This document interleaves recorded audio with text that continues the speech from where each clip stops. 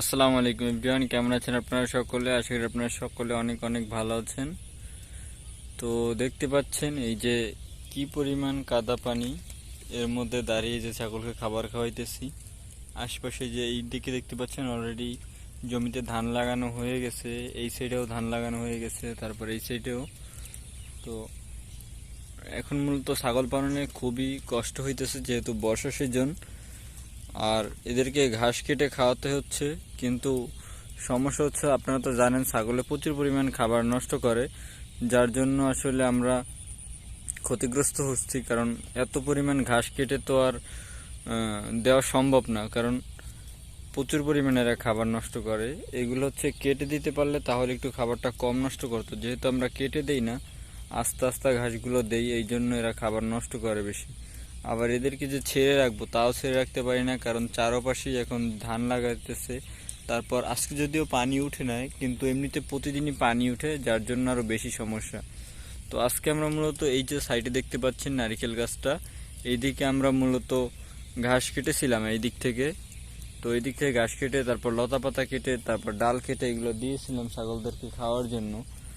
এখন দেখতেছি এদেরকে আসলে ওই কেটে কেটে খাওয়ানোর মতো এরাই না, অভ্যস্ত না। যেহেতু এদেরকে প্রতিদিন একবেলা হলেও বের করি, তাই এরা প্রচুর পরিমাণ মেতাইতেছে, মানে চিল্লাইতেছে।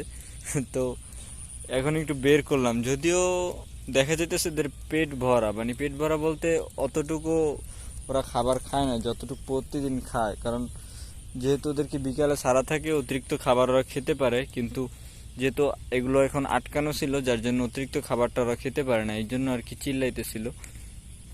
তো এখন বের করলাম, অলরেডি কিন্তু সন্ধ্যা হয়ে গেছে, আপনারা দেখতে পাচ্ছেন অন্ধকার অন্ধকার হয়ে গেছে চারদিক।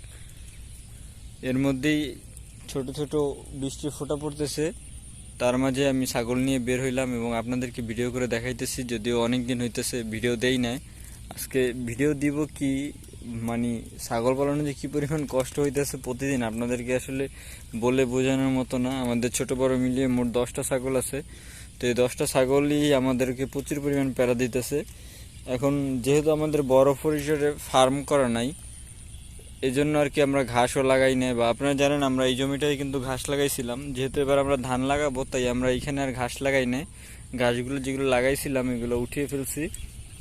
ওগুলো বেশি একটা ভালো হয় না, কারণ আপনারা দেখতে পাচ্ছেন এই যে এইসব জমিগুলো যে দেখতে পাচ্ছেন কি অবস্থা, এরকমই ছিল। আর আমরা যে ঘাসগুলো লাগাইছিলাম ওইগুলো বেশি একটা পানির মধ্যে ভালো হয় না, যার জন্য আমাদের পরিকল্পনাটা আর কি এখন নাই আপাতত। আর যেহেতু আমাদের 10টা ছাগল, এই জন্য চিন্তা করলাম আমরা একটু এবার ম্যানেজ করি, সামনের বছর ইনশাআল্লাহ যেহেতু আমাদের ছাগল বেশি হবে, তখন আমরা ঘাস লাগাবো কিংবা বিকল্প কোনো ব্যবস্থা চিন্তা করব। তো এখনই এরকম দিনকাল চাইতেছে। আপনারা যদি আপনাদের কোনো প্রশ্ন থাকে ছাগল পালন সম্পর্কে, তাহলে আমাকে কমেন্ট করে জানাতে পারেন। ভিডিওটি যদি ভালো লাগে তাহলে চ্যানেলটা সাবস্ক্রাইব করবেন, অনেকেই আছেন চ্যানেলটা সাবস্ক্রাইব করেন নাই। তো ভালো থাকবেন। আসসালামু আলাইকুম রহমতুল্লাহি বারাকাতুহু।